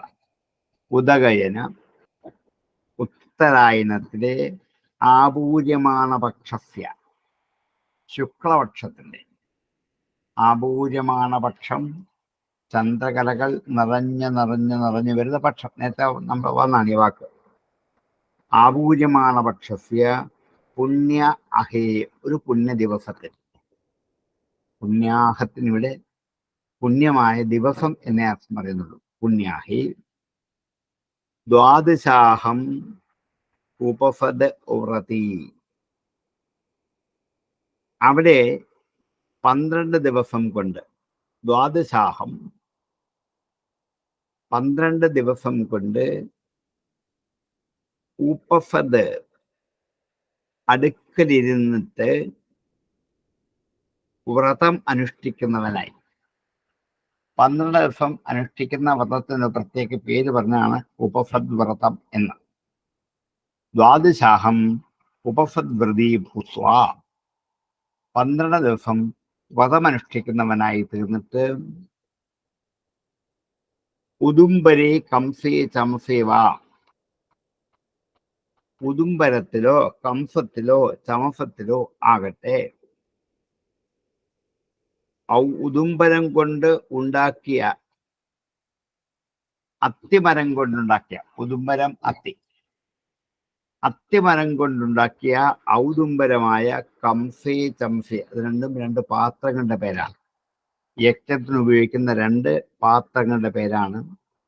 കംസം ചെറിയ പാത്രമാണ്, അതേപോലെ ചമസം വലിയ പാത്രമാണ്. അതെ, പാത്രത്തിന് വലിപ്പച്ചിരിപ്പനുസരിച്ച് കൊടുത്ത 2 പേരാണ്. കംസം ചെറുതാണ്, ചമസം വലുതുമാണ്. കംസേ ചംസേവ സർവൗഷധം ഫലാനി ഇത് സംഭൃത്യ എല്ലാ ഔഷധങ്ങളെയും ഫലങ്ങളെയും ഈ പാത്രത്തിൽ സംഭരിച്ചിട്ട് സർവൗഷധം ഫലാനീതി സംഭരിച്ചിട്ട് പരിസമൂഹ്യ പരിലിപ്യ അഗ്നി ഉപസമാധായ എന്നിട്ട് അതൊക്കെ പരിസമൂഹ്യ വൃത്തിയാക്കി പരിലിപ്യ അത് മെഴുകിയെടുത്തിട്ട് പരിസമൂഹ്യ പരിലിപ്പ് ലേപനം ചെയ്ത് തുടച്ച് വൃത്തിയാക്കി എടുത്തിട്ട് അഗ്നിയെ ഉപസമാധായ അടുക്കൽ കൊണ്ടുവച്ചിട്ട് അഗ്നിയുടെ അടുക്കൽ കൊണ്ടുവച്ചിട്ട്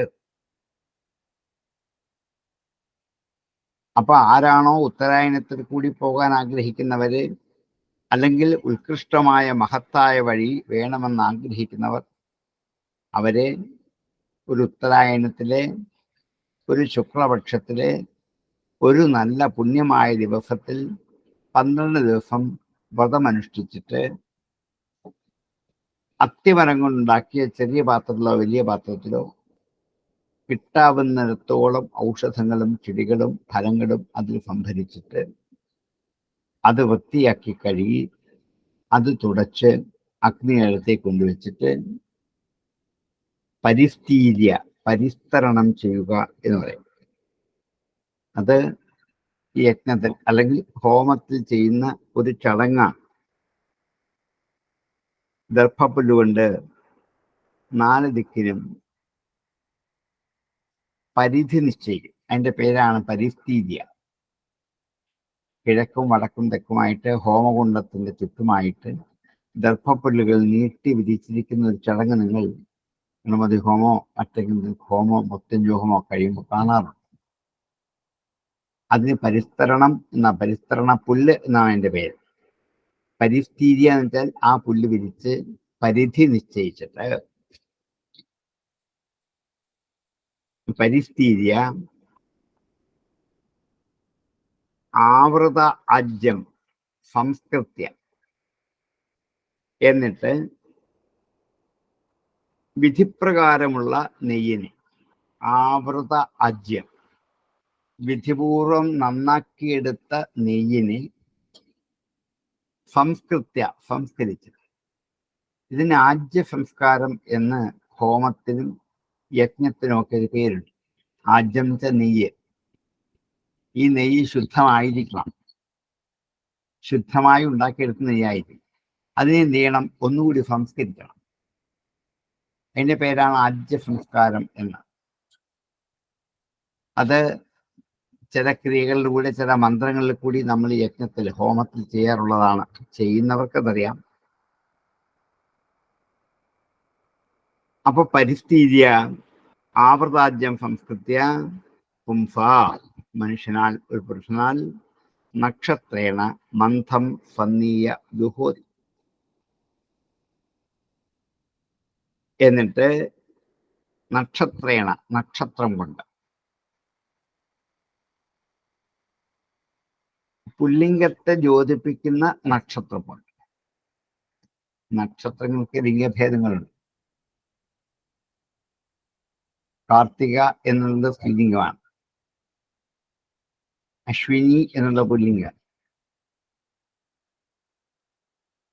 എന്നിങ്ങനെ ഓരോന്നിൻ്റെയും പേര് വെച്ച് ലിംഗനിർണ്ണയം ചെയ്തിട്ടുണ്ട് സംസ്കൃത ഭാഷയിൽ. അതുകൊണ്ട് പുല്ലിംഗമായ നക്ഷത്രത്തിൽ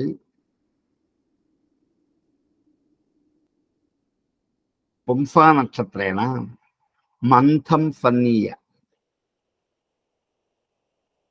ഇതിന്റെ പേരാണ് മന്ഥം എന്ന്. അതായത് കഴുകി വൃത്തിയാക്കി അഗ്നിയിലൊക്കെ കൊണ്ടുവച്ച് ദർഭ വിരിച്ച് വിധിപൂർവം ആജ്യ സംസ്കാരം ചെയ്ത് ഈ 2 പാത്രങ്ങളിൽ സമ്പാദിച്ചു വെച്ച ഔഷധങ്ങളും ഫലങ്ങളും. അതിന്റെ പേര് ഇത്രയും കഴിഞ്ഞപ്പോൾ അതിന് ഔഷധം ഫലം എന്നുള്ള പേര് മാറിയിട്ട് മന്ഥം എന്നൊരു പേരായി. ഇത്രയും കഴിയുമ്പോൾ അത് മന്ഥമായി പരിണമിക്കുന്നു. മന്ഥം സന്നീയ ജുഹോതി. ആ മന്ഥത്തെ സന്നീയ നടുക്ക് കൊണ്ടുവച്ചിട്ട് ജുഹോതി അതിനെ ഹോമിക്കും. ഇതൊരു ഹോമാചാരത്തിന് ചടങ്ങ് പറഞ്ഞാണ്. ഈ ഹോമിക്കുമ്പോൾ എന്ത് മന്ത്രം കൊണ്ട് വേണം എന്ന് കാണിക്കാൻ 2 മന്ത്രം ഇവിടെ ഉദാഹരിക്കാം. യാവന്തോ ദേവാസ്തുയി ജാതവേദഃ തിരിഞ്ചോഖ്യന്തി പുരുഷസ്യ കാമാൻ. യാവന്ത്യഃ എത്ര കാലമാണോ ദേവാഹ ദേവന്മാർ ത്വയി അങ്ങയിൽ ഹേ ജാതവേദത്തെ അല്ലയോ അഗ്നേ തിരിഞ്ചോഖ്നന്തി എതിരായി നിന്ന് തിര്യഞ്ചഹന്തൻ എതിർത്ത് നിൽക്കുക. എതിരായിട്ട് നിന്ന് പുരുഷസ്യ കാമാൻ ഘനന്തി പുരുഷന്റെ കാമനകളുടെ ആഗ്രഹങ്ങളെ ഹനിപ്പിക്കുന്നുവോ. തേഭ്യ അവർക്കായിക്കൊണ്ട്. അല്ലയോ ദേവന്മാരെ, അല്ലയോ അഗ്നി, നിന്നിൽ ആരൊക്കെയാണോ എതിരായിട്ട് നിന്ന് ഈ പുരുഷന്റെ ആഗ്രഹങ്ങളെ തടസ്സപ്പെടുന്നത്, അവർക്ക് വേണ്ടിയിട്ട് ഞാൻ ഈ യജ്ഞഭാഗം സമർപ്പിക്കും. തേഭ്യോ അഹം ഭാഗധേയം ജുഹോമി, അവർക്ക് വേണ്ടി ഈ ഭാഗധേയത്തെ ഞാൻ ഹോമിക്കുന്നു. മേ മാ തൃപ്താഹ സർവൈ കാമൈ തർപ്പയന്തി, അവരെ എന്നെ തൃപ്തരാക്കിയിട്ട്, എന്നെ തൃപ്തരാക്കിയിട്ട് സർവൈ കാമൈ തർപ്പയന്തി, എല്ലാ കാമങ്ങളും കൊണ്ട് എന്നെ സന്തോഷിപ്പിക്കട്ടെ എന്ന് ചൊല്ലി സ്വാഹ എന്ന മന്ത്രത്തോടെ ഈ മന്ഥമെന്ന സാധനം അഗ്നിയിലേക്ക് പോകും. അടുത്തൊരു മന്ത്രം കൂടിയുണ്ട്. യാ തിരശ്ചി നിബുദ്ധ്യതേഹം വിധരണീ ഇതി. യാതൊന്നാണോ അഹം ഞാൻ വിധരണീഹി എല്ലാത്തിനും ആശ്രയമായി തീരുന്നത്. യാഹത്തിരശ്ചീഹി ആരാണോ എതിർത്ത് നിൽക്കുന്നത്, നിബുദ്ധ്യതയഹം വിധരണീതി ഞാൻ വിതരണ ഈ വിധരണി എല്ലാറ്റിനും ആശ്രയമാകുന്നു എന്ന് കരുതി, ഇത് സ്വാനിപദ്യത്തെ എന്ന് കരുതി, സ്വാഹ നിപദ്യത്തെ നിന്നിലേക്ക് ഞാൻ അർപ്പിക്കുന്നു. നിബുദ്ധ്യതയല്ല നിപദ്യത എന്നുള്ളൂ. ചില പുസ്തകത്തിൽ പൂവുണ്ടെങ്കിൽ മാറ്റണം. നിബദ്ധ്യതയെ പ്രാപിക്കുന്നു, അർപ്പിക്കുന്നു. താം ത്വാ അങ്ങനെയുള്ള അവനെ അങ്ങ് കൃതസ്യധാരയായി ഈ നെയ്യുടെ ധാര കൊണ്ട് ഞാൻ യജിക്കുന്നു. സംരാധനീം അഹം സ്വാഹ, അവയെല്ലാം സാധിപ്പിച്ചു തരുന്ന ആ ദേവതയ്ക്ക് വേണ്ടി ഞാനിതാ ഈ നെയ്യ് സമർപ്പിക്കുന്നു എന്ന് മന്ത്രം ചൊല്ലിക്കൊണ്ട് ആദ്യം സമിത്ത് ഹോമിക്കണം, രണ്ടാമത് നെയ്യ് ഹോമിക്കണം. ഇത് ഹോമത്തിന് വിധിയാണ്. ഹോമം ചെയ്യുന്നവർക്കും കാണുന്നവർക്കും അതിനെ പരിചയമുള്ളവർക്കും തിരിച്ചറിയാൻ പാകത്തിനാണ് ഋഷി മന്ത്രങ്ങളുടെ സന്നിവേശിക്കുന്നത്. അപ്പൊ ഇനി ഉത്തരായണ ദിക്കിലേക്ക് പോകാൻ ആഗ്രഹിക്കുന്നവർക്ക് ഒരു കുറുക്കുവഴി പോലെ ഒരു ലഘു കർമ്മമാർഗം പറഞ്ഞുതരിക. ഈ കർമ്മമാർഗത്തിന്റെ ലക്ഷ്യം ജ്ഞാനമാർഗത്തിലേക്ക് പോകാൻ നമുക്ക് തടസ്സമായി നിൽക്കുന്ന എന്തൊക്കെയാണോ അതൊക്കെ അഗ്നി നശിപ്പിച്ച് നമ്മെ ആ മാർഗത്തിലേക്ക് കൊണ്ടെത്തിക്കാൻ പര്യാപ്തമാകും. അതുകൊണ്ട് ഇതിന് മന്ഥക്രിയ എന്നാണ് പറയുക. യജ്ഞങ്ങളൊക്കെ ഉള്ളതാണ്. ഈ ഒരു മന്ഥക്രിയ ചെയ്ത് എന്ത് ചെയ്യണം, ഈ ജ്ഞാനം സമ്പാദിക്കണം. കാമയതേ മഹത് പ്രാപ്നുയാമിതി ഉദകയന ആപൂര്യമാണപക്ഷസ്യ പുണ്യാഹേ ദ്വാദശാഹം ഉപസദ്വൃതി ഭൂത്വാ ഔദുംബരേ സംസേവ പരോഷസം ഫലാനീതി സംഭൃത്യ പരിസമൂഹ്യ പരിലിപ്യ അഗ്നിസമാധായ പരിസ്ഥീര്യ ആവൃതാജ്യം സംസ്കൃത്യ പുംസാ നക്ഷത്രേണ മന്ഥം സന്നീയജുഹോതി യാവന്തോ ദേവാസ്ത്വയി ജാതവേദഃ തിര്യഞ്ജോഘ്നന്തി വൃഷസ്യ കാമാൻ തേഭ്യോഹം ഭാഗധേയം ജുഹോമിതേ മാതത്താ സർവേ കാമേ തർപ്പയന്തു സ്വാഹാം യാ തിരശ്ചീ നിപദ്യതേഹം വിധരണി ഇതി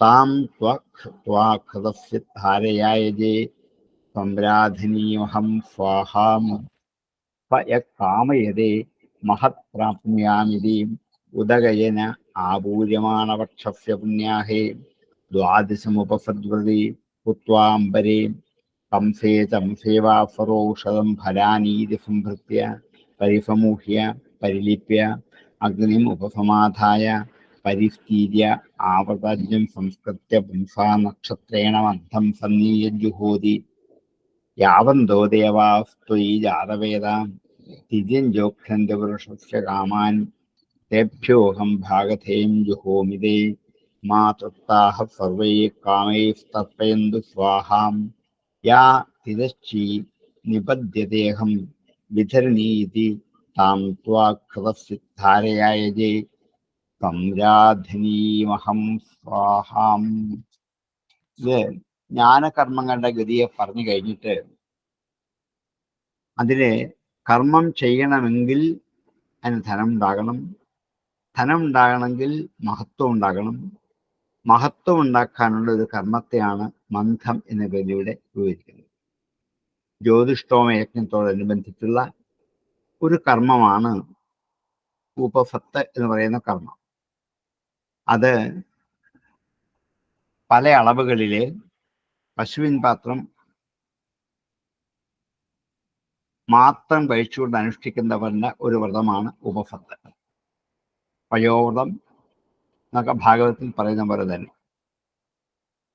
ഈ ബ്രാഹ്മണത്തിന് അവസാനത്തിൽ ഈ മന്ത്രം ഇനിയും വിവരിച്ചുള്ള 10 വിധത്തിലുള്ള ധാന്യങ്ങളും അതിന് പുറമെ കിട്ടാവുന്നത്തോളം ഫലങ്ങളും സംഭരിക്കണം എന്നാണ് അതിനും പറയുന്നുണ്ട്. ഈ ശ്രൗതകർമ്മങ്ങൾക്കുള്ള ആഹവനീയാദികളായ അഗ്നികളെയല്ല, ആവസ്ഥ്യാഗ്നിയെ വീട്ടിലുപയോഗിക്കുന്ന അഗ്നിയാണ് ഈ കർമ്മത്തിൽ ജനിപ്പിക്കുന്നത്. യജ്ഞത്തിലെ പോലെ ആഹവനീയം, ഗാർഹപത്യം, ദാക്ഷിണത്വം എന്ന അഗ്നിയല്ല, നമ്മൾ ഗൃഹത്തിൽ ഉപയോഗിക്കുന്ന അഗ്നിയാണ് ഇവിടെ ഉപയോഗിച്ച് ഈ കർമ്മത്തിൽ ജനിപ്പിക്കുന്നത് എന്ന് ഈ ജ്ഞാനമാർഗത്തിന്റെ ഗതിക്ക് വല്ല തടസ്സവും ഉണ്ടെങ്കിൽ ആ തടസ്സത്തെ മാറ്റാൻ വേണ്ടി ഈ ഒരു മഹത്തായ കർമ്മം അനുഷ്ഠിച്ച് അതിലേക്ക് എത്താനുള്ള തടസ്സങ്ങളെയൊക്കെ മാറ്റാൻ അഗ്നിയെ പ്രാർത്ഥിച്ച് ഹോമം ചെയ്താൽ ആ ലക്ഷ്യത്തിലേക്ക് എത്താം എന്ന് സൂചിപ്പിച്ചുകൊണ്ട് നമുക്കിതിനോട് ഉപസംഹരിക്കാം. നമ്മുടെ സമയം അതിക്രമിച്ചു കഴിഞ്ഞു, മണിക്കൂറിന് മേലായി. എങ്കിൽ നമ്മളെ ഉപനിഷത്തിൽ കൂടിയുള്ള ആ ഒരു യാത്രയിൽ ചിലപ്പം സമയബോധമോ കാലബോധമോ ശ്രദ്ധിക്കാറില്ല, അങ്ങ് പോവുകയുള്ളൂ. ഇതപ്പം ഗൃഹസ്ഥർക്ക് വേണ്ടി പറഞ്ഞിരിക്കുന്ന ഹോമമാണോ സാർ? അതെ അതെ അതെ, കാരണം നീ വീട്ടിൽ നിന്നും അതെ. മറ്റേ മാർഗത്തിൽ എത്താൻ പറ്റാതിരിക്കുന്ന ഗൃഹസ്ഥന്മാർ ഇങ്ങനെ ഒരു കുറുക്ക് വഴി തന്നിരിക്കാം. ഈ ഒരു കർമ്മം മാത്രം കൊണ്ട് അവർക്ക് അവിടേക്ക് എത്താം എന്ന്. അപ്പം അങ്ങനെയുള്ളവർക്ക് ഇത് അനുഷ്ഠിച്ചാൽ ആ മുമ്പ് പറഞ്ഞ ദാക്ഷിണാത്യ മാർഗത്തിൽ കൂടി പോവാതെ ഉത്തരായന മാർഗത്തിൽ കൂടി സഞ്ചരിച്ച് തിരിച്ചൊരിടത്ത് ലോകത്തേക്ക് എത്താൻ കാരണമായി എന്ന് പറഞ്ഞുകൊണ്ട് ഉപായം പറഞ്ഞെന്ന് മാത്രം. കാരണശരീരം എന്തോ സാറേ? ഉണ്ടല്ലോ. ഇതെന്തോ അതെ കാരണശരീരം? കാരണശരീരമല്ല ഈ തേജസ് എന്ന് ഇതുവരെയും പറഞ്ഞിട്ടുണ്ട്. ഈ പ്രകാശം എന്ന തേജസ് എന്ന് പറയുന്ന കാരണശരീരമാണ്. സ്ഥൂലവും സൂക്ഷ്മവും അല്ലാത്ത ശരീരം, അതിന് ലിംഗ ശരീരമെന്നും മറ്റു പേരും കൂടി ഉണ്ട്. രണ്ടും ഒന്ന് തന്നെയാണ്. കാരണശരീരത്തിന് കാരണശരീരവും ലിംഗ ശരീരവും ഒന്ന് തന്നെയാണ്. അത് ചൈതന്യമാണല്ലോ. അത് ചൈതന്യം, അത് പ്രകാശമായിട്ട് നിൽക്കുന്നു. പ്രകാശമാണ് നിൽക്കുന്നത്. അങ്ങനെ 3 ശരീരങ്ങൾ എന്തായാലും ഉണ്ട്. അതിനെക്കുറിച്ച് നമ്മൾ അറിഞ്ഞിരിക്കണം. അതെ. പുസ്തകത്തിൽ വായിച്ചു സാർ, അവിദ്യയാണെന്ന കാരണശരീരമാണോ? കാരണശരീരം അവിദ്യയല്ല. അവിദ്യയല്ല. കാരണശരീരം അവിദ്യയല്ല. ഏറ്റവും സൂക്ഷ്മമായിട്ടുള്ള അല്ലേ? ഈ സ്ഥൂല ശരീരം മരണത്തോടെ ഇല്ലാതാകുന്നു, സൂക്ഷ്മ ശരീരം അഗ്നി സംസ്കാരം കൊണ്ടും ഇല്ലാതാകുന്നു, പിന്നെ അവശേഷിക്കുന്നതാണ് കാരണശരീരം. യാതൊന്നിൽ നിന്നും കാരണമായിട്ടുണ്ടായതോ അവിടത്തേക്കുള്ളത്. അതിപ്പോ പറഞ്ഞല്ലോ, അഗ്നിയിൽ നിന്നവർ തേജസ്സായിട്ട് പരിണമിക്കുന്നു പറഞ്ഞു. അതിനെയാണ് അതാണ് ഈ സഞ്ചാരം നടത്തുന്നത് എന്ന് നമ്മൾ പഠിച്ചല്ലോ. യജ്ഞത്തിൽ കൂടെ ഉദരായണത്തിൽ കൂടെ ഉള്ള സഞ്ചാരം. അഗ്നിയുടെ തേജസ് ബ്രഹ്മമാണെന്നല്ലേ നമ്മൾ വേറെ ഒരു ബ്രഹ്മത്തിന്റെ ഇതാണെന്നല്ലേ പറഞ്ഞ നേരത്തെ ഒരു ഉപനിഷത്തിൽ നമ്മൾ പഠിച്ചത്? അതെ, ബ്രഹ്മം തന്നെ. അതെ, ലക്ഷ്യം അതാണ്. പക്ഷെ നമ്മൾ അഗ്നിയിൽ നിന്ന് തേജസ്സായിട്ട് പരിണമിച്ച് ഈ ആകാശത്തിൽ നമ്മൾ നിൽക്കുകയാണ്. സൂര്യനിലോ ചന്ദ്രനിലോ ആയിട്ട് നിൽക്കുകയാണ്. അപ്പോഴെല്ലാം നമ്മൾ ഈ ജ്യോതിക്കുന്നത് ഒരു പ്രകാശമായിട്ട് നിൽക്കൂ. ബ്രഹ്മമെന്ന ചൈതന്യമെന്ന പ്രകാശം നിലനിൽക്കെ സൂര്യനുണ്ട്, അഗ്നിയുണ്ട്, ഉണ്ട്, ചന്ദ്രനുണ്ട്. അത് പ്രകാശമല്ലേ?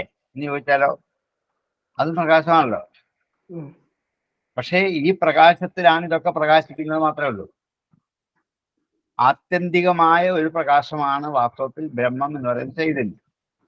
പക്ഷെ അതിലേക്ക് ചെന്ന് ചേരുന്നതും പ്രകാശങ്ങളായിട്ടേ പറ്റുള്ളൂ. അതുകൊണ്ടാണ് ഇത് പ്രകാശമായി പരിണമിക്കുന്നു എന്ന് പറഞ്ഞു. നമ്മുടെ സ്വന്തം പ്രകാശം ഒന്നേ ആകാവൂ എന്ന് നമ്മൾ സാക്ഷ്യം പിടിക്കുന്നുണ്ടാ? അതിന് നമ്മളെ അറിവ് അങ്ങനെ സാക്ഷ്യം പിടിക്കുന്നുണ്ടാ? അങ്ങനെയില്ല. സൂര്യന്റെ പ്രകാശം എല്ലാ പ്രകാശവും ഒരേ പ്രകാശമാണെന്ന് മനസ്സിലാക്കിയ പിന്നെ കുഴപ്പമില്ല. അല്ല, സൂര്യന്റെ തേജസ്, അഗ്നിയുടെ തേജസ്, ബ്രഹ്മ തേജസ് ഇപ്പൊ ആ ഒരു വാക്ക് ഉപയോഗിച്ച് മാത്രമേ ഉള്ളൂ. മിന്നലിന്റെ വിദ്യുത് തേജസ് അതെ എല്ലാത്തിനകത്ത് വരും. അതെ.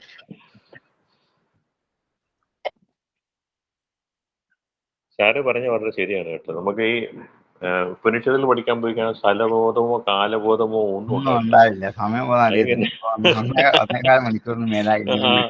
അതെ അതെ അതെ അതെ. ഒന്നേകാലില്ല, ഇനിയിപ്പോ 2 മണിക്കൂറോ 3 മണിക്കൂറോ വേണമെങ്കിലും ഇരിക്കും നമ്മുടെ. പോവുകയാണല്ലോ. അതെ അതെ അതെ അതെ.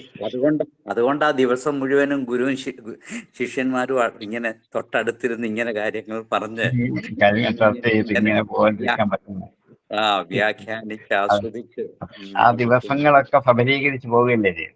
അതെ, അതൊരു വലിയ അനുഗ്രഹമാണ്. നമ്മുടെ ദിവസവും സഫലമായി. അന്നേരം ആ പുതിയ ഉത്തരങ്ങളൊക്കെ കണ്ടുപിടിച്ച് ഒരു ഇങ്ങനെ അറിവ് അങ്ങനെ പകർന്നു പോകുമ്പോഴേ. അതെ, എന്റെയിലുള്ള ഈ പരിമിതിയിൽ നിന്നുള്ളത് പറയാനേ പറ്റുള്ളൂ. ഇതിനേക്കാൾ അപരിമിതമാണ് വാസ്തവത്തിൽ. പക്ഷെ പരിമിതമായതിൽ നിന്ന് നമുക്ക് ഇത്രയൊക്കെ ചിന്തിക്കാൻ പറ്റുള്ളൂ. അല്ല, അറിവ് അവസാനമില്ലാത്തതല്ലേ. ആധ്യാത്മികത്തിന് അവസാനമില്ല എന്നുള്ളതാണ്. അവസാനമില്ല. അതെ അതെ, അത്ര വലുതുമാണ്, ബൃഹത്താണ്. നമ്മള് ബൃഹദാരണ്യത്തിലാണ് ഇപ്പൊ നിൽക്കുന്നത്. സാറേ, ഈ ഭാഗത്തോട്ടൊക്കെ വന്നപ്പോഴേ ഒരു ഇനി അറിയില്ല, അതായത് ഭാഷയ്ക്ക് ഒരു വ്യത്യാസം, ഒത്തിരി മാറ്റമുണ്ട്. ഏതാണ്ട് അത് നമ്മൾ ഈ ഭാഷയിൽ കൂടി സഞ്ചരിച്ചു പോയതുകൊണ്ടാ. അതെ, അതാ കാരണം ഇത്രയും നാൾ സഞ്ചരിച്ചത് കൊണ്ട് തോന്നിയതാണോ? അതുകൊണ്ടാ നമ്മൾ ഈ ഭാഷയിൽ കൂടി സഞ്ചരിച്ചപ്പോ ഈ ഭാഷകളൊക്കെ നമുക്ക് എത്ര അനായാസമായി നമ്മളിലേക്ക് വരുന്നു എന്നുള്ളതാണ്. ആദ്യം നമുക്ക് വളരെ ക്ലിഷ്ടമായിരുന്നു പലപ്പോഴും.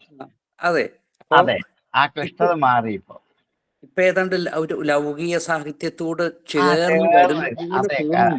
അതെ, നമ്മള് ആ ഭാഷയിൽ പോയത് കൊണ്ടാണ്. ആണ്, അല്ലാതെ ഉപനിഷത്തിന്റെ ആ ശൈലിയിൽ വന്ന വ്യത്യാസം അവയ്ക്കില്ല. നമ്മൾ അതിൽ കൂടി സഞ്ചരിച്ചു വന്നപ്പോൾ നമ്മുടെ മനസ്സിലുണ്ടായ ഭാവത്തിലൊന്നാണ്. ഇവിടെയും ചില വേർഡുകളെല്ലാം ഉണ്ടല്ലോ, മന്ദേ എന്നൊക്കെ പറയുമ്പോൾ നമ്മള് പ്രത്യേകമായിട്ട് എടുത്തു പറയേണ്ട വാക്കുകളാണ്. അതൊക്കെ സാങ്കേതിക പദങ്ങൾ കുറെ യത്നത്തിൽ ധാരാളം കണ്ടുപിടിച്ചിട്ടുണ്ട്. ഒരു ഹോമം ചെയ്യാൻ ആവശ്യമായ വിധി മുഴുവൻ പറഞ്ഞു. പരിസരണം വേണം, ആദ്യസംസ്കാരം വേണം, ഇതൊക്കെ ഒരു ഹോമം ചെയ്യുമ്പോൾ അത്യാവശ്യം വേണ്ടതാണ്. അതെല്ലാം അതുപോലെ ഇവിടെ അവതരിപ്പിക്കുന്നു. ഒരു ഗൃഹസ്ഥന് വേണ്ടത്. അത് സാറ് പറഞ്ഞ് കേൾക്കുമ്പോഴാണ് അത് ഉറക്കുന്നത്, അല്ലെങ്കിൽ ഒന്നും മനസ്സിലാവില്ല. നമ്മളിങ്ങനെ കണ്ടിട്ട് പോലും ചിലപ്പം കാണാം ഓരോന്നും ചെയ്യുന്ന എത്രയുണ്ട്, എന്താണെന്ന് അറിയുന്നില്ല. അല്ലെങ്കിൽ എടുത്തു വെച്ച് നമ്മൾ നോക്കിക്കഴിഞ്ഞാല് ഈ കണക്ക് പുസ്തകം പഠിക്കാത്ത കണക്ക് കണ്ടു കഴിഞ്ഞാൽ എങ്ങനെ തോന്നുന്നു അതുപോലെയുള്ള കുറെ കാര്യങ്ങൾ എഴുതി വെച്ചിട്ടുണ്ട്. കുറെ വഴികളുണ്ട്. ഈ വഴി കൂടെ ഒക്കെ ഇങ്ങനെ പോകാന്നുള്ളതുകൊണ്ട് ലക്ഷ്യത്തിലേക്ക് എത്തിക്കഴിഞ്ഞാൽ ഈ വഴി എന്താണെന്ന് മനസ്സിലാക്കും. അല്ല, ഇതിന് വഴി വെട്ടി തുറന്ന് തന്ന് ആ വഴി കൂടെ കൊണ്ടുപോയെങ്കിൽ മാത്രമേ നടന്നു പോകാൻ അത്രേ പറ്റുള്ളൂ. വഴി ചെയ്ത് വേണേ വഴിക്കണക്കിലൂടെ കണക്കുറയ്ക്കുള്ളൂ.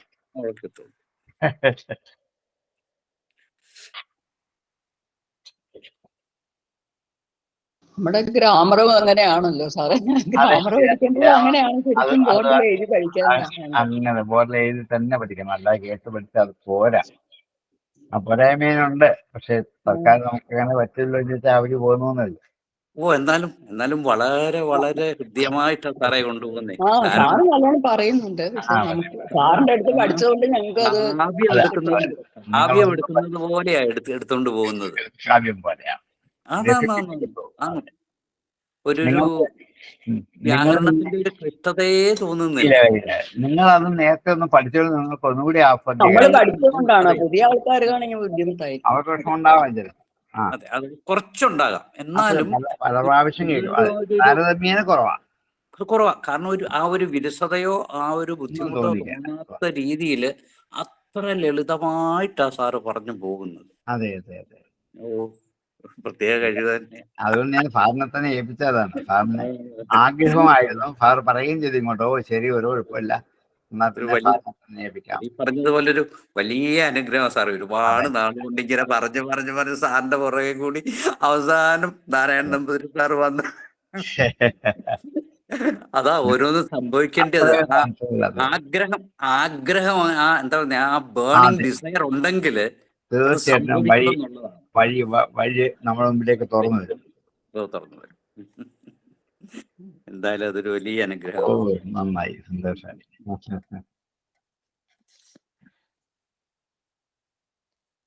ഇപ്പം ചായപാനാർത്ഥം ഗച്ഛാമഹ.